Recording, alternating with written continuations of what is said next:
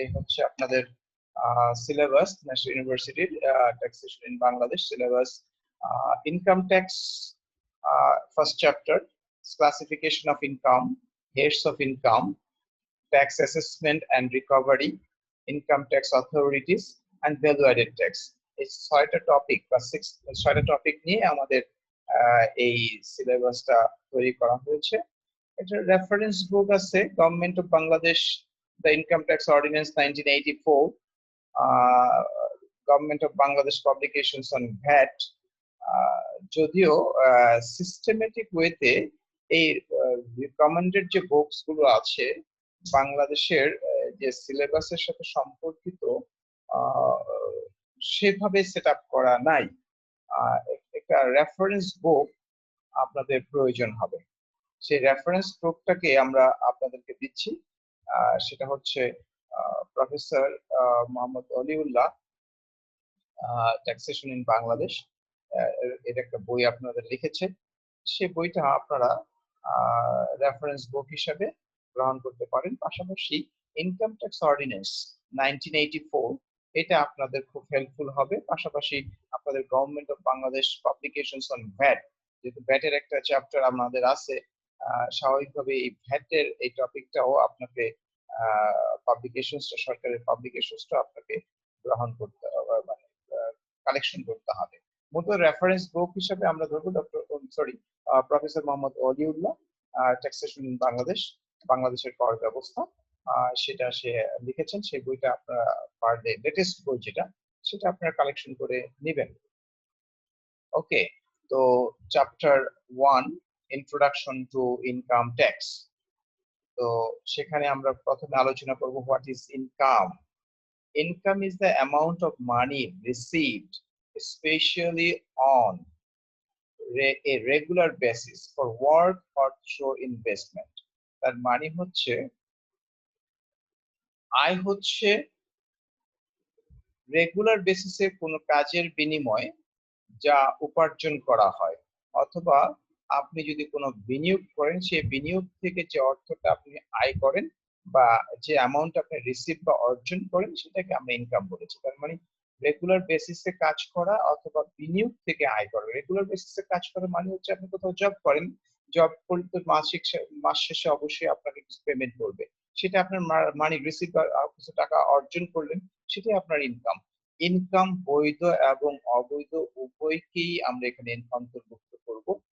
যেহেতু আপনি ইনকাম করেছেন বৈধভাবেই করেন বা অবৈধভাবে করেন, সে দুটোটাকে আমরা ইনকামের আওতাভুক্ত করব।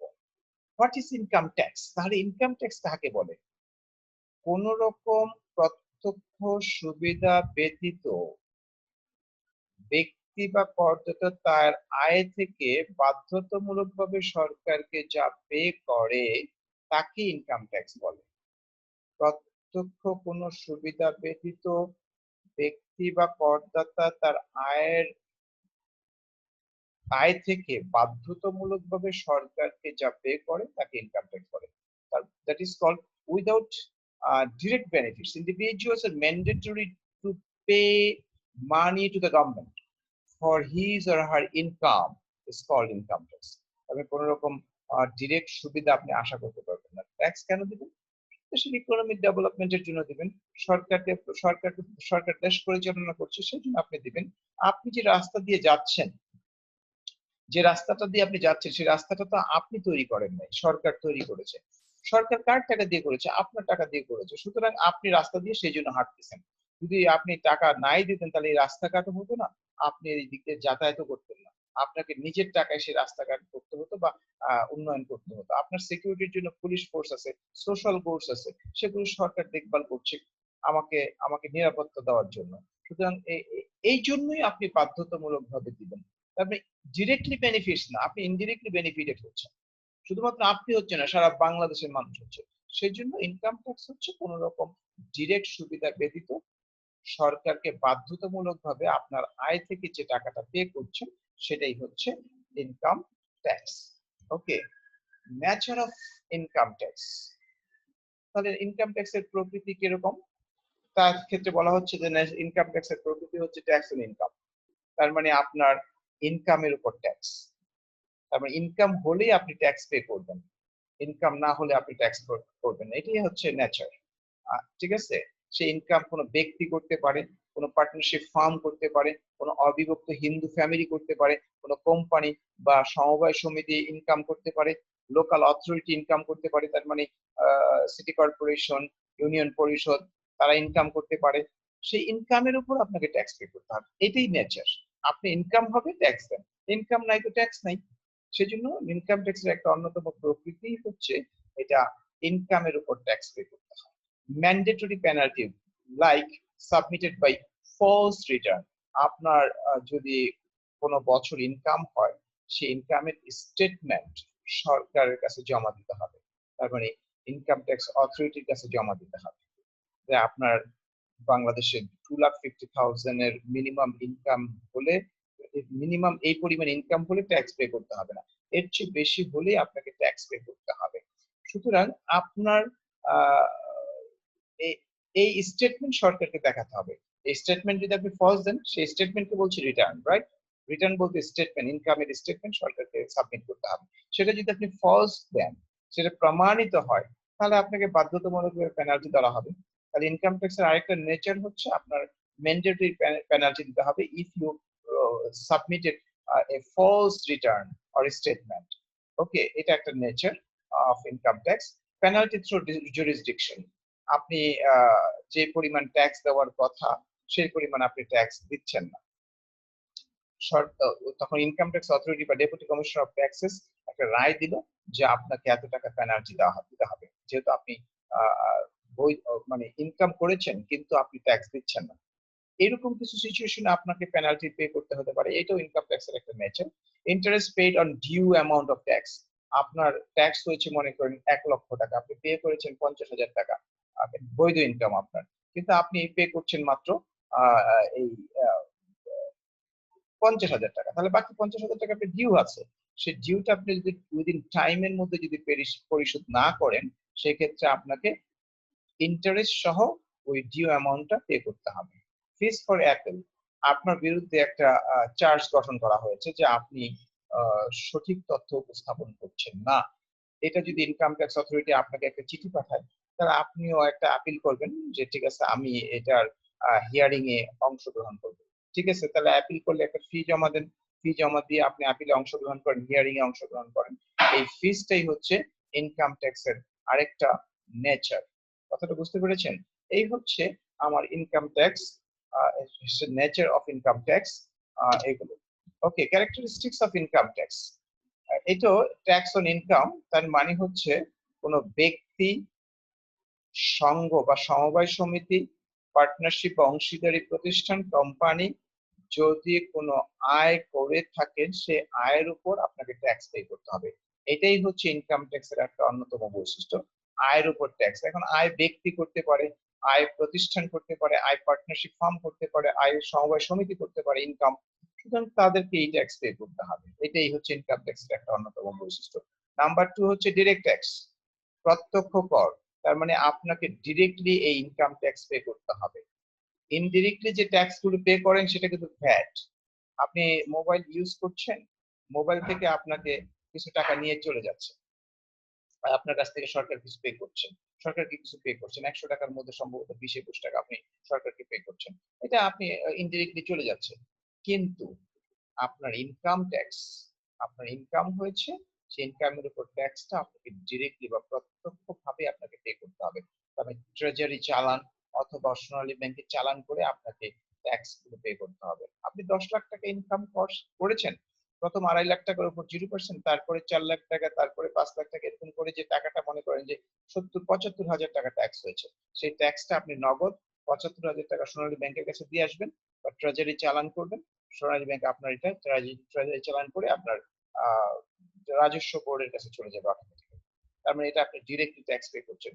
নাম্বার 3, কনসিডারেশন অফ অ্যাবিলিটি, তার মানে হচ্ছে যার সামর্থ্য আছে তাকেই ট্যাক্স পে করতে হবে, যার সামর্থ্য নাই সে তো ট্যাক্স পে করবে না। সামর্থ্যবান বলতে যাদের 2,50,000 এন্ড অ্যাবাভ আছে, যার 2,50,000 এর লেস আছে সে তো অ্যাবিলিটি নাই, কারণ মিনিমাম 2,50,000 এর উপর 0% tax. Then upper income, that is called, if you have 3 lakhs taka income yearly, then 2,50,000 you have no pay.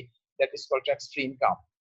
You could not give me any provide any tax. But after 2,50,000, that is called 3 lakhs minus 2,50,000, 50,000 এর উপর আপনাকে 10% tax pay করতে হবে, মানে 5,000 টাকা সরকারকে tax pay করতে হবে।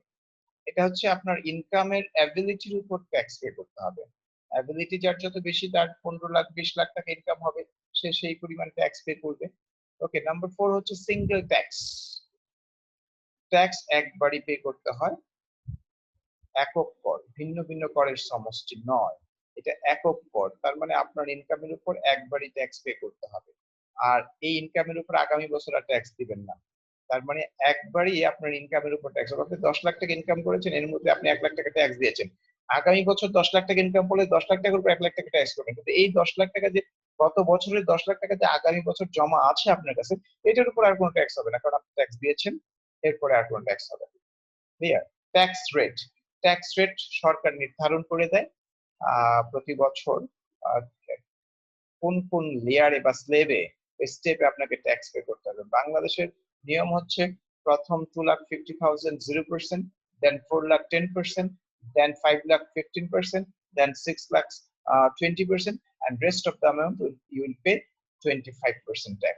এটাই হচ্ছে আপনার সিস্টেম। ট্যাক্স রেটের সিস্টেম হচ্ছে 0% প্রথম 2.5 লাখ টাকা, পরে 4 লাখ টাকার উপর 10% ট্যাক্স, পরে 5 লাখ টাকার উপর 15%, পরে 6 লাখ টাকার উপর 20%, and then rest of the amount এর উপর বাকি টাকার উপর 25% ট্যাক্স পে করতে হবে। নাম্বার, এটাই হচ্ছে ইনকাম ট্যাক্সের একটা বৈশিষ্ট্য, যে এইভাবে আপনাকে ট্যাক্স পে করতে হবে। নাম্বার 6 হচ্ছে ইনকাম ইয়ার, আয় বর্ষ, এন্ড অ্যাসেসমেন্ট ইয়ার, কর বর্ষ। তার মানে আপনি যে বছর ইনকাম করবেন সেই বছরকে ইনকাম ইয়ার বলা হয়। তবে 2018-2019 এটাকে ইনকাম ইয়ার। তবে 2018 সালের 1 জুলাই থেকে 2019 সালের 30 জুন তারিখ পর্যন্ত আপনি যা ইনকাম করেছেন সেটা ইনকাম ইয়ারের বলা হয়। সেই ইনকাম ইয়ারের ইনকামের ট্যাক্স 2019 জুলাইয়ের 1 তারিখ থেকে 2020 30 জুনের মধ্যে আপনাকে পরিশোধ করতে বলা হয়। ক্লিয়ার? তাহলে অ্যাসেসমেন্ট কর বর্ষ, এবং ওই অ্যাসেসমেন্ট ইয়ার মানে 2019-20 সেশনে সরকার যে রেট নির্ধারণ করবে সেই রেটেই আপনাকে গত বছরের ইনকাম মানে ইনকাম ইয়ারের ট্যাক্স যে ইনকাম হয়েছে সেটা ট্যাক্সটা পরবর্তী বছরের যে নিয়ম করবে সরকার, সেই নিয়মেই আপনাকে ট্যাক্স পে করতে হবে। ক্লিয়ার? নাম্বার 6। নাম্বার 7 হচ্ছে অ্যানুয়াল ট্যাক্স। তার মানে হচ্ছে বাৎসরিক কর। তার মানে ট্যাক্স সবসময় বাৎসরিক ভিত্তিতেই হয়। যদিও আপনি যদি চাকরি করেন, স্যালারি বাবদ ইনকাম হয়, ওই প্রতিষ্ঠানই আপনার কাছ থেকে ট্যাক্স কেটে কেটে রাখছে। যখনই বেতন পাচ্ছেন তখনই আপনার কাছ থেকে কিছু অ্যামাউন্ট ট্যাক্স বাবদ কেটে রাখছে, রাইট? সেটাকে আমরা ট্যাক্স ডিডাক্টেড আর সোর্স বলি। বাট আপনি কিন্তু অ্যানুয়ালি ট্যাক্স পে করছেন, অ্যানুয়ালি স্টেটমেন্ট জমা দিচ্ছেন, অ্যানুয়ালি আপনার কত টাকা ট্যাক্স হচ্ছে সেটা নির্ধারণ করেই আপনাকে পে করতে হচ্ছে। যদিও আপনি মাসে মাসেই পে করতেছেন, কিন্তু অ্যানুয়ালি একটা হিসাবের আওতাভুক্ত করে দেন আপনাকে অ্যানুয়াল ট্যাক্সটা কত হবে সেটা নির্ধারণ করে দেয়। Tax on revenue income, revenue ইনকামের উপরই ট্যাক্স হয়, রাজস্ব আয়ের উপরই ট্যাক্স হয়। তার মানে আপনি যে বেতন পান, বছরে প্রতি মাসে মাসে বেতন পান, সেটা কিন্তু আপনার সংসারের খরচের জন্য, এবং সারা বছর যে বেতন বাবদ যা পেয়েছেন সেটাকে আমরা রেভিনিউ ইনকাম বলি। সেই রেভিনিউ ইনকামের উপরই ট্যাক্স হয়, ক্যাপিটাল ইনকামের উপর কোনো ট্যাক্স হয় না, মানে মূলধন জাতীয় সম্পত্তির উপর কোনো ট্যাক্স দিতে হয় না। মুনাফা জাতীয় আয়ের উপর আপনাকে ট্যাক্স পে করতে হবে। এই হচ্ছে ইনকাম ট্যাক্সের কিছু বৈশিষ্ট্য। ওকে, নেক্সট আসেন অবজেক্টিভস অফ ইনকাম ট্যাক্স। উদ্দেশ্য কি? আসলে কি উদ্দেশ্যকে সামনে রেখে সরকার আপনার উপর ট্যাক্স চার্জ করছে? কি উদ্দেশ্যকে সামনে রেখে সরকার আপনার উপর ট্যাক্স চার্জ করছে, সেটাই হচ্ছে আপনার objectives of income tax. Number 1, revenue collection. সরকার তার রাজস্ব আদায়ের জন্য আপনার কাছ থেকে ইনকাম ট্যাক্স বাবদ ট্যাক্স নিচ্ছে, ইনকাম ট্যাক্স নিচ্ছে, আপনার কাছ থেকে ইনকাম ট্যাক্স নিচ্ছে। এখন রাজস্ব আদায় বলতে কি বোঝায়? রাজস্ব আদায় মানে হচ্ছে সরকারের একটা ইনকামের দরকার, কারণ তার তো খরচের ব্যাপার আছে, সেটা অ্যাডমিনিস্ট্রেশন বাবদ খরচ আছে, তার রোডস এন্ড হাইওয়ে যে খরচ আছে, তার সোশ্যাল ডেভেলপমেন্টের জন্য খরচ আছে, সোশ্যাল ওয়েলফেয়ারের জন্য খরচ আছে, দেশের ইকোনমিক ডেভেলপমেন্টের জন্য খরচ আছে। সবকিছুর জন্যই তাকে রেভিনিউ কালেকশন করতে হয়। সেইটা সুতরাং আপনার কাছ থেকে যে ইনকাম ট্যাক্স নিচ্ছে সেটা একটা অন্যতম উদ্দেশ্য হচ্ছে রেভিনিউ কালেকশন করা, নাম্বার ওয়ান। নাম্বার টু হচ্ছে রিডিস্ট্রিবিউশন অফ ইনকাম। যেহেতু they have an equality situation in our countries, that is they have high class family, they have also a low class family, they have a big gap between the two family. সুতরাং ধনী গরিবের বৈষম্য বেশি বাংলাদেশে, ধনীদের income বেশি, সুতরাং তাকে ট্যাক্স দিতে হবে বেশি।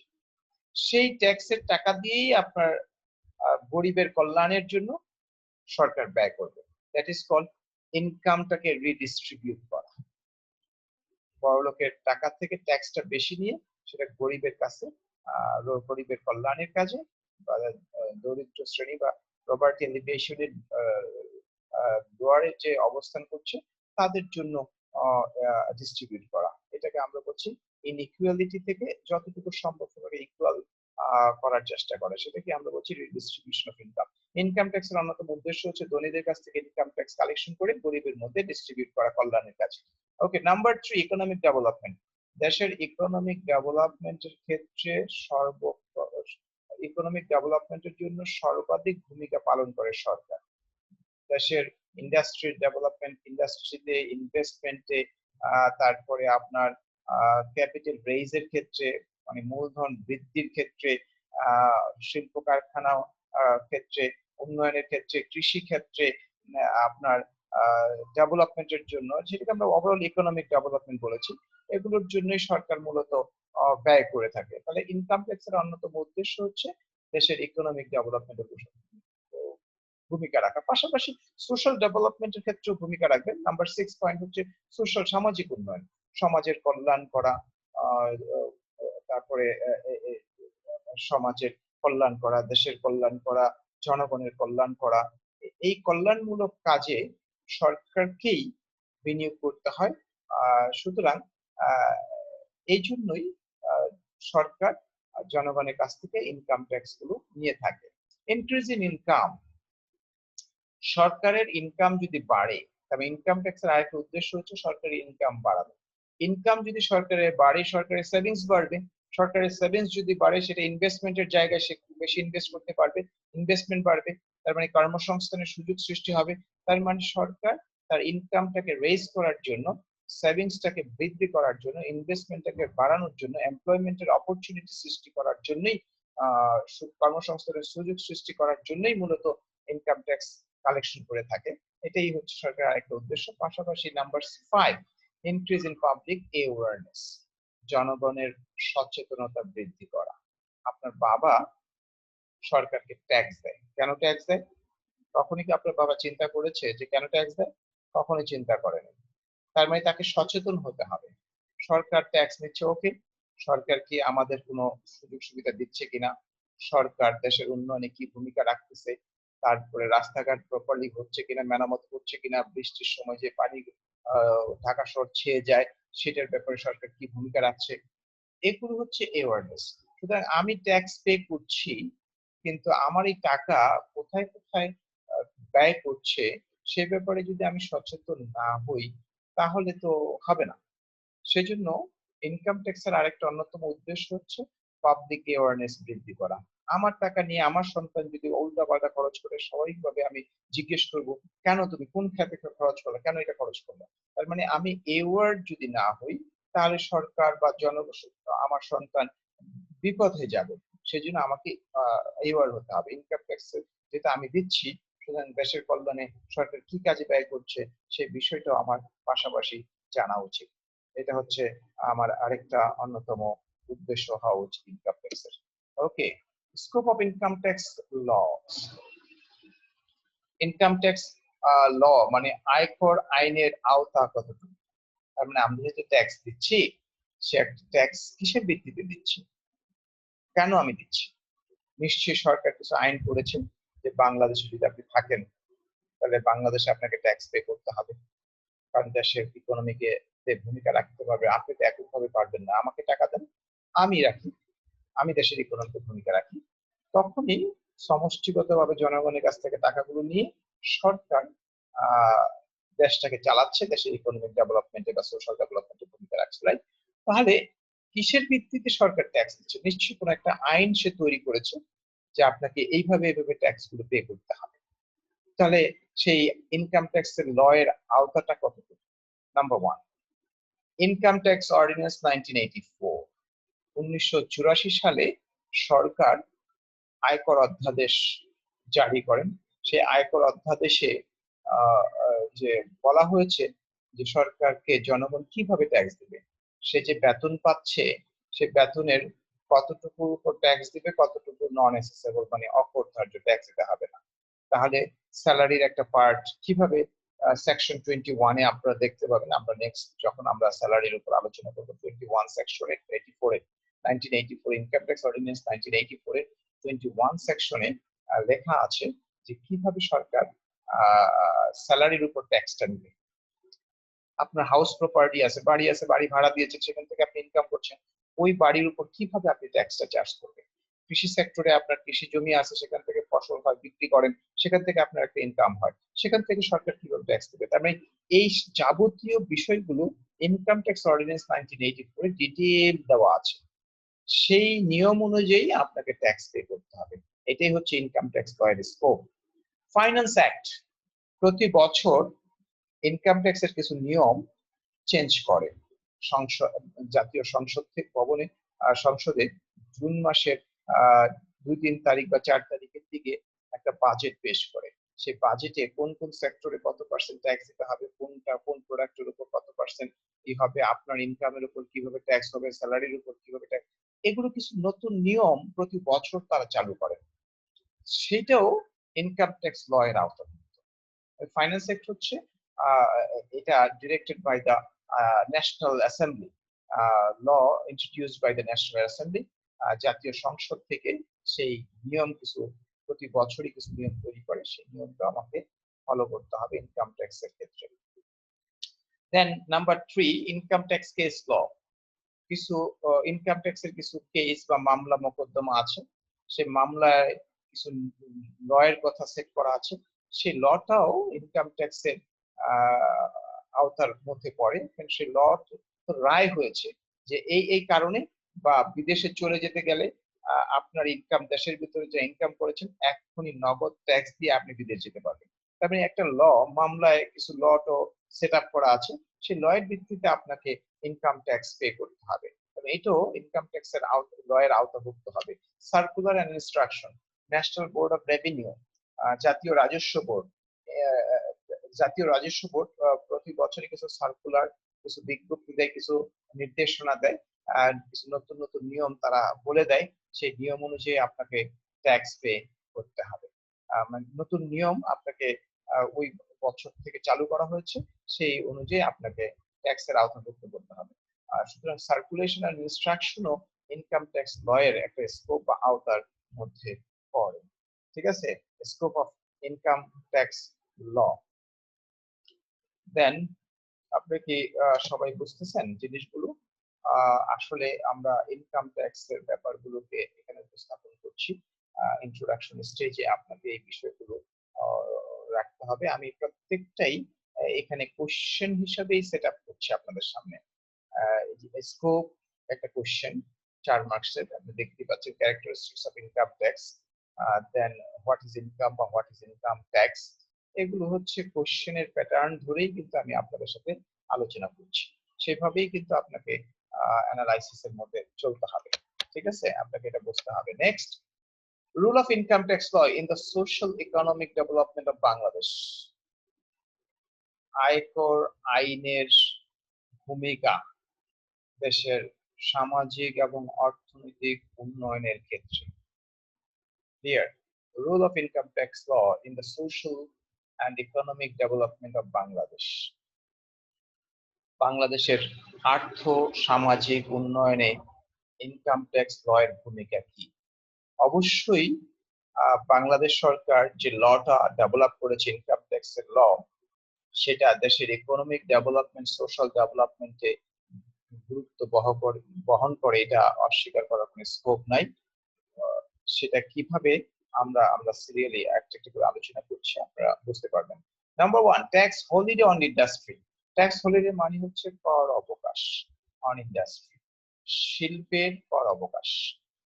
আপনি মঙ্গা শব্দটা শুনেছেন কিনা? উত্তরবঙ্গে কোনো শিল্প কারখানা ছিল না,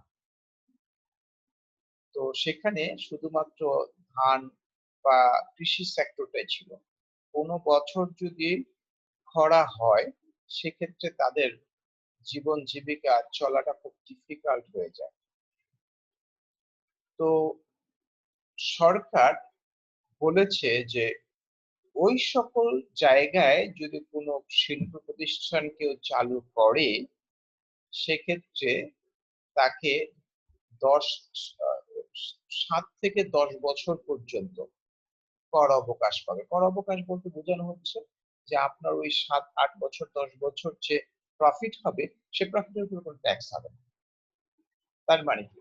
তাহলে আপনি একজন বিজনেসম্যান, আপনি ওইখানে কিন্তু অনেক লেবার পাবেন আপনি, ওটা সমস্যা না। কিন্তু ওই দেশে ওই এলাকায় মঙ্গা হয়, মানে কি খরা হয়, মানুষ দুর্ভিক্ষে পড়ে যায়, সমস্যায় পড়ে।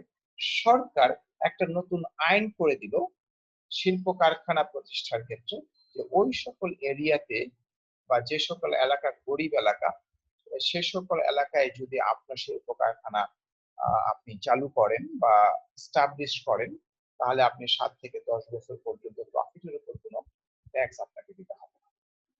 তাহলে এটা কি দেশের ইকোনমিক ডেভেলপমেন্টে বা সোশ্যাল ডেভেলপমেন্টে সরকার কি এই লটা ডেভেলপ করেছে, এটা কি একটা ভূমিকা রাখছে না? এটাকে আমরা বলেছি ট্যাক্স হলিডে অন ইন্ডাস্ট্রি, শিল্পের কর অবকাশ। ট্যাক্স ক্রেডিট, কর অবকাশ, কর রেয়াত, tax credit on small and cottage industry. ক্ষুদ্র ও কুটির শিল্পে কর রেয়াত। তার মানে আপনি যদি কুটির শিল্প করেন বা ক্ষুদ্র ও কুটির শিল্প আপনি প্রতিষ্ঠা করেন, সেই ক্ষেত্রে আপনি কর রেয়াতের সুযোগ পাবেন। তার মানে প্রফিট হয়েছে, ইনকামে অন্তর্ভুক্ত হবে, কিন্তু পরবর্তীতে ইনভেস্টমেন্ট অ্যালাউন্সেস, বিনিয়োগ ভাতা হিসাবে আপনার কিছু টাকা কম ট্যাক্স পে করতে হবে। এটাকে আমরা বলছি tax credit on small and cottage industry. সুতরাং স্মল অ্যান্ড কটেজ ইন্ডাস্ট্রি যদি আপনি ইনভেস্ট করেন, তাহলে আপনি কর রেয়াতের সুযোগ পাবেন, মানে ট্যাক্স কম হবে, ট্যাক্স কম দিতে পারবেন, একটা সুযোগ আপনাকে দিয়েছে। Alternative systems of tax holiday, কর অবকাশের বিকল্প কতগুলো পন্থা আপনার সামনে উপস্থাপন করেছে। ইনভেস্টমেন্ট অ্যালাউন্সেস, আপনি যদি কোনো শেয়ার বা ডিবেঞ্চারে ইনভেস্ট করেন অথবা সরকার অনুমোদিত কতিপয় সেক্টরে ইনভেস্ট করেন, সেক্ষেত্রে শর্ত সাপেক্ষে আপনি বিনিয়োগ ভাতার সুযোগ পাবেন। বিনিয়োগ ভাতার মানে হচ্ছে টোটাল ইনকামের 15% ট্যাক্স ক্রেডিট, এর মানে কর দিতে হবে না। টোটাল ইনকামের 15% আপনাকে শর্ত সাপেক্ষে ট্যাক্স দিতে হবে না। তার মানে এখানে তো ট্যাক্স কর অবকাশ বলতে ফ্রি করে দেওয়া, কর দিতে হবে না, এরকম একটা সিস্টেম আপনাকে করে দিয়েছে। Investment allowances, incremental depreciation allowances, আপনার প্রতিষ্ঠানের জন্য আপনার প্রতিষ্ঠানের জন্য আপনি সম্পদ কিনেছেন, মানে কি বলে এটাকে, এই মূলধন জাতীয় সম্পত্তি কিনেছেন, এইটার অবচয়টা যদি আপনি প্রথম দিকে বাড়িয়ে বাড়িয়ে নেন, মানে আপনি 1 কোটি টাকার একটা মেশিন কিনেছেন, এটা 5 বছর চলবে, আপনি ধরে নিচ্ছেন তো 5 বছর, প্রতি বছর 20 লাখ টাকা অবচয়, আপনি প্রথম বছর 40 লাখ টাকা অবচয় দেখাতে পারেন, পরের বছর 30 লাখ টাকা অবচয় দেখাতে পারেন। তার মানে আপনি প্রথম দিকেই আপনার অবচয়টা দেখিয়ে, আপনার অবচয় যত বেশি দেখাবেন, ইনকাম ট্যাক্স কিন্তু তত কমে যাবে, কারণ নেট ইনকামের উপর ট্যাক্স হয়। বুঝতে পেরেছেন? আপনার ইনকাম স্টেটমেন্ট সম্পর্কে ধারণা আছে, সেখানে নেট ইনকামের ডেপ্রিসিয়েশন বা অবচয়টা অবশ্যই ইনকাম স্টেটমেন্টে দেখাচ্ছেন, আয়ের বিবরণ দেখাচ্ছেন। তাহলে নেট ইনকামটা কমে যাচ্ছে। প্রথম বছর যদি আপনি 40 লাখ টাকা অবচয় দেন, তাহলে নেট ইনকামটা কমে যাচ্ছে। নর্মালি 20 লাখ টাকা দেখাতেন 5 বছরের হিসাবে, কিন্তু আপনি এই বছর প্রথম বছর 40 লাখ টাকা পাচ্ছেন। অতিরিক্ত 20 লাখ টাকা আপনি অবশ্যই বাড়াচ্ছেন না, তাহলে আপনার নেট ইনকামটা কি কমে যাচ্ছে না? নেট ইনকামটা কমে গেলে কি আপনি ট্যাক্স কম দিচ্ছেন না? সুতরাং এটাকে আমরা বলছি ইনক্রিমেন্টাল ডেপ্রিসিয়েশন অ্যালাউন্সেস। সরকার আপনাকে এই সুযোগটাও দিয়েছে, যদি আপনি আপনার প্রতিষ্ঠানের সম্পত্তির উপর ট্যাক্স কমাতে চান অবচয়ের মাধ্যমে, সেই সুযোগটাও কিন্তু আপনাকে দিচ্ছে। Then incentive from investment like purchase share and debenture.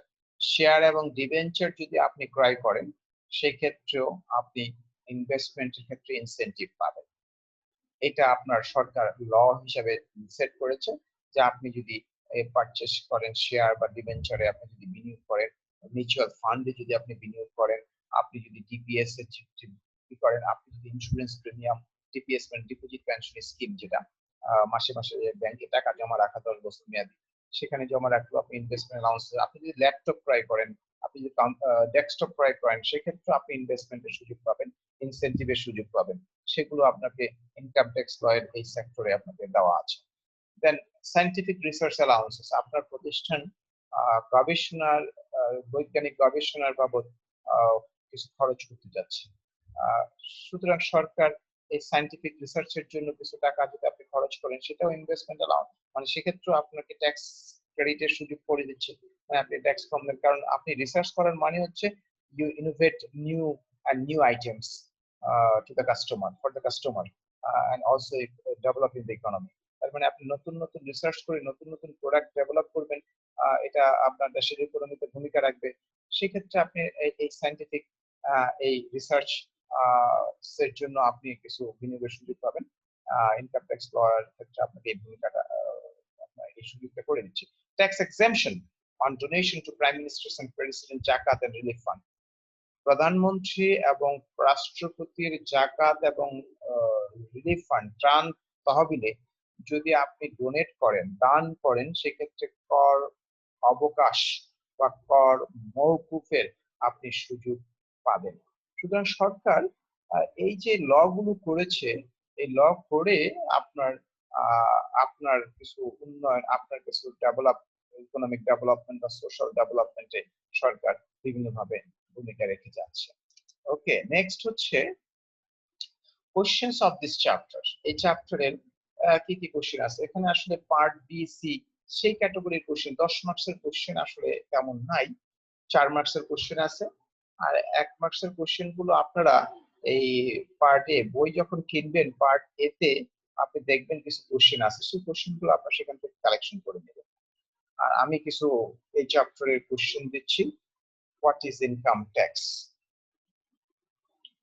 What is income tax? State the nature of income tax, যেটা আমি অলরেডি সেকেন্ড টপিক হিসেবে আলোচনা করেছি। হ্যাঁ, ইনকাম ট্যাক্স এর প্রকৃতি ব্যাখ্যা করো বা বর্ণনা। Next number 3 question, discuss the characteristics of income tax. আয়করের বৈশিষ্ট্য আলোচনা করো। এটাও কিন্তু আমরা আলোচনা করেছি। State the scope of income tax laws. আয়কর আইনের আওতা বর্ণনা করো। এগুলো সবই 4 মার্কসের। নেচার, ক্যারেক্টারিস্টিক্স এন্ড স্কোপ, এগুলো হচ্ছে পার্ট বি এর 4 মার্কসের question. Number 5, describe the rule. Describe the rule or importance of income tax law in the social and economic development of Bangladesh. বাংলাদেশের আর্থসামাজিক উন্নয়নে, অর্থনৈতিক এবং সামাজিক উন্নয়নে ইনকাম ট্যাক্স ল এর ইম্পর্টেন্স বা ভূমিকা, রুল মানে ভূমিকা, ইম্পর্টেন্স মানে গুরুত্ব বর্ণনা করে। এগুলো হচ্ছে আপনার এই চ্যাপ্টারের question. Reference book according to the syllabus, আমরা বলেছিলাম reference books according to syllabus. Income tax ordinance 1984, আপনারা অবশ্যই এটা বিভিন্ন জায়গায় পাওয়া যায়। আপনি মতিঝিলে যাবেন, সেখানে অথবা নীলক্ষেতে যাবেন, দেখবেন ইনকাম ট্যাক্স অর্ডিন্যান্স 1984 এটা আপনার আছে। এবং number 2 taxation in Bangladesh by professor Mohammad Waliullah. উনিও একটা বই লিখেছেন।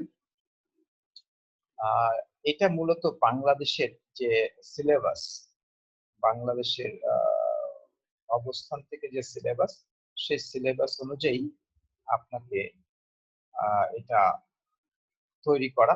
সুতরাং আমাদের যে সিলেবাস দেওয়া আছে ন্যাশনাল ইউনিভার্সিটির আন্ডার কারিকুলামে, সেই সিলেবাস অনুযায়ী এই বইটা ফুলফিল করে সম্পূর্ণটাই, সবকিছু এটার মধ্যে আছে। সুতরাং আপনার মেন বই হিসাবে taxation in Bangladesh by professor Mohammad Waliullah, এটাকে আপনারা বেস ধরতে পারেন। তারপরে আপনার ইনকাম ট্যাক্স অর্ডিন্যান্স তো আপনারা অবশ্যই কালেকশন করবেন আপনারা ইন ডিটেল জানার জন্য। Clear? This is all about my lecture. আমাদের ফার্স্ট যে চ্যাপ্টার, সেই ফার্স্ট চ্যাপ্টারটা আমরা উপস্থাপন করলাম। আপনারা যদি এই লেকচার থেকে কিছু উপকৃত হয়ে থাকেন, সেক্ষেত্রে আমি কৃতজ্ঞ থাকবো। আপনাদের সবাইকেই ধন্যবাদ। Best of luck. ওকে।